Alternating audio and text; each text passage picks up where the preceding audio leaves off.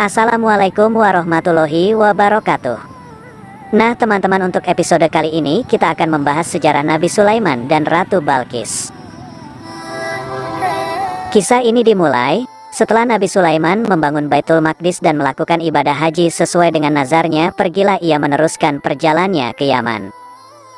Setibanya di sana, ibu kota Yaman, ia memanggil burung hudhud, sejenis burung pelatuk, untuk disuruh mencari sumber air di tempat yang kering tandus itu.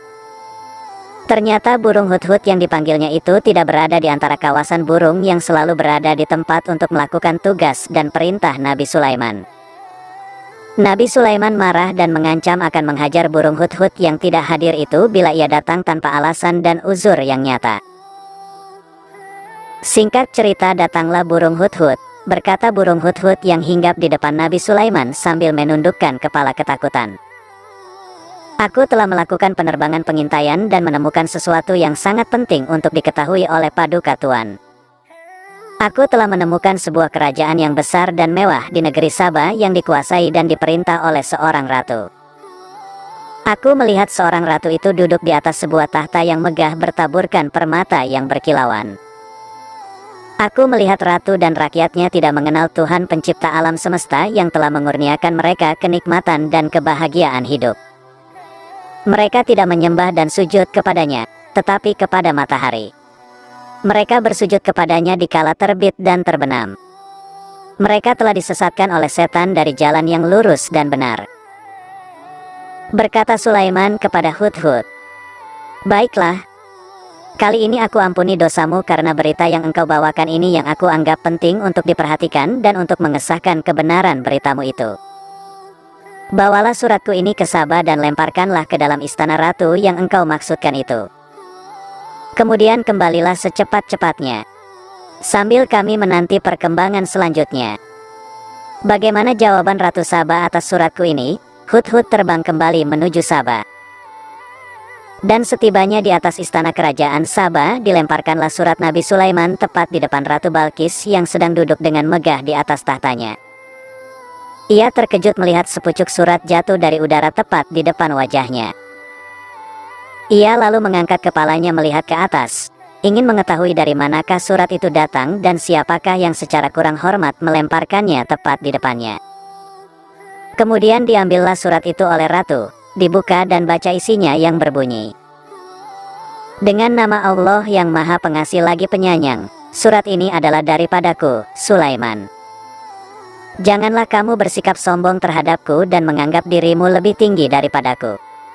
Datanglah sekalian kepadaku berserah diri."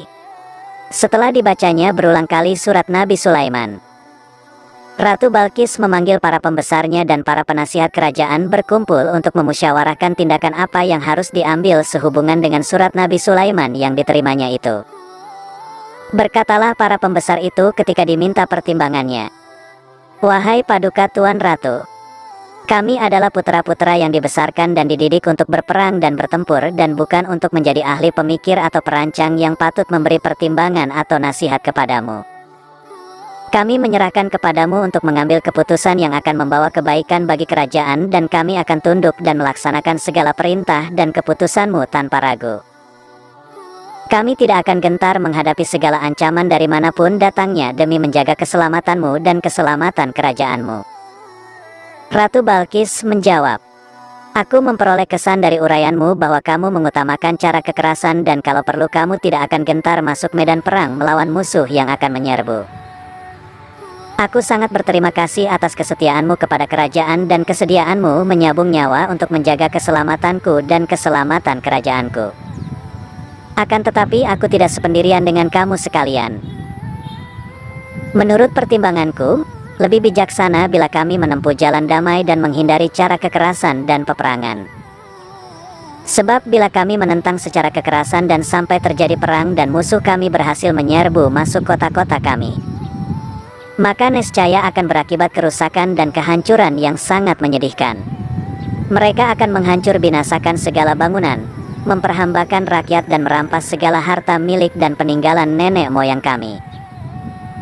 Hal yang demikian itu adalah merupakan akibat yang wajar dari tiap peperangan yang dialami oleh sejarah manusia dari masa ke semasa. Maka menghadapi surat Sulaiman yang mengandung ancaman itu, aku akan coba melunakkan hatinya dengan mengirimkan sebuah hadiah kerajaan yang akan terdiri dari barang-barang yang berharga dan bermutu tinggi yang dapat mempesonakan hatinya dan menyilaukan matanya. Dan aku akan melihat bagaimana ia memberi tanggapan dan reaksi terhadap hadiahku itu dan bagaimana ia menerima utusanku di istananya. Selagi Ratu Balqis siap-siap mengatur hadiah kerajaan yang akan dikirim kepada Sulaiman dan memilih orang-orang yang akan menjadi utusan kerajaan membawa hadiah, tibalah hinggap di depan Nabi Sulaiman burung pengintai Hudhud memberitakan kepadanya rancangan Balqis untuk mengirim utusan membawa hadiah baginya sebagai jawaban atas surat beliau kepadanya. Setelah mendengar berita yang dibawa oleh Hudhud itu, Nabi Sulaiman mengatur rencana penerimaan utusan Ratu Balqis dan memerintahkan kepada pasukan jinnya agar menyediakan dan membangunkan sebuah bangunan yang megah yang tiada taranya yang akan menyilaukan mata perutusan Balqis bila mereka tiba. Tatkala perutusan Ratu Balqis datang, diterimalah mereka dengan ramah tamah oleh Nabi Sulaiman, dan setelah mendengar uraian mereka tentang maksud dan tujuan kedatangan mereka dengan hadiah kerajaan yang dibawanya, berkatalah Nabi Sulaiman, "Kembalilah kamu dengan hadiah-hadiah ini kepada ratumu. Katakanlah kepadanya bahwa Allah telah memberiku rezeki dan kekayaan yang melimpah ruah dan mengurniaiku dengan kurnia dan nikmat yang tidak diberikannya kepada seseorang daripada makhluknya. Di samping itu aku telah diutuskan sebagai nabi dan rasulnya, dan dianugerahi kerajaan yang luas yang kekuasaanku tidak sahaja berlaku atas manusia tetapi mencakup juga jenis makhluk jin dan binatang-binatang. Maka bagaimana aku akan dapat dibujuk dengan harta benda dan hadiah serupa ini? Aku tidak dapat dilalaikan dari kewajiban dakwah kenabianku oleh harta benda dan emas walaupun sepenuh bumi ini. Kamu telah disilaukan oleh benda dan kemegahan duniawi, sehingga kamu memandang besar hadiah yang kamu bawakan ini dan mengira bahwa akan tersilaulah mata kami dengan hadiah ratumu. Pulanglah kamu kembali dan sampaikanlah kepadanya bahwa kami akan mengirimkan bala tentara yang sangat kuat, yang tidak akan terkalahkan ke negeri Saba dan akan mengeluarkan ratumu dan pengikut-pengikutnya dari negerinya sebagai orang-orang yang hina dina yang kehilangan kerajaan dan kebesarannya, jika ia tidak segera memenuhi tuntutanku dan datang berserah diri kepadaku." Perutusan Balqis kembali melaporkan kepada ratunya apa yang mereka alami dan apa yang telah diucapkan oleh Nabi Sulaiman. Balqis berpikir, jalan yang terbaik untuk menyelamatkan diri dan kerajaannya ialah menyerah saja kepada tuntutan Sulaiman dan datang menghadap dia di istananya. Nabi Sulaiman berhasrat akan menunjukkan kepada Ratu Balqis bahwa ia memiliki kekuasaan gaib, di samping kekuasaan lahirnya, dan bahwa apa yang dia telah ancamkan melalui rombongan perutusan bukanlah ancaman yang kosong. Maka bertanyalah beliau kepada pasukan jinnya, siapakah di antara mereka yang sanggup mendatangkan tahta Ratu Balqis sebelum orangnya datang berserah diri? Berkata Ifrit, seorang jin yang tercerdik, "Aku sanggup membawa tahta itu dari istana Ratu Balqis sebelum engkau sempat berdiri dari tempat dudukmu. Aku adalah pesuruhmu yang kuat dan dapat dipercayai." Jin lain yang mempunyai ilmu dan hikmah nyeletuk berkata, "Aku akan membawa tahta itu ke sini sebelum engkau sempat memejamkan matamu." Ketika Nabi Sulaiman melihat tahta Balqis sudah berada di depannya, berkatalah ia, "Ini adalah salah satu karunia Tuhan kepadaku untuk mencoba apakah aku bersyukur atas kurnianya itu atau mengingkarinya. Karena barang siapa bersyukur maka itu adalah semata-mata untuk kebaikan dirinya sendiri, dan barang siapa mengingkari nikmat dan kurnia Allah, ia akan rugi di dunia dan di akhirat, dan sesungguhnya Allah maha kaya lagi maha mulia."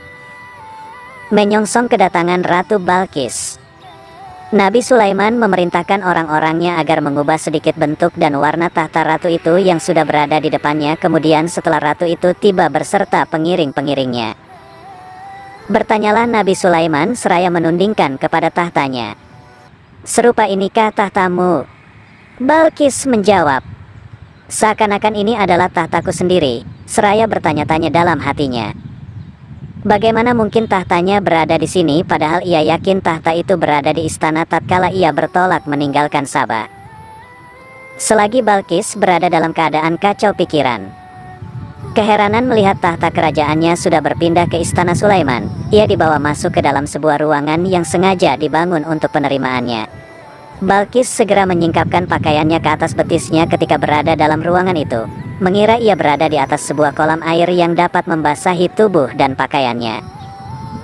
Berkata Nabi Sulaiman kepadanya, "Engkau tidak usah menyingkap pakaianmu. Engkau tidak berada di atas kolam air. Apa yang engkau lihat itu adalah kaca-kaca putih yang menjadi lantai dan dinding ruangan ini."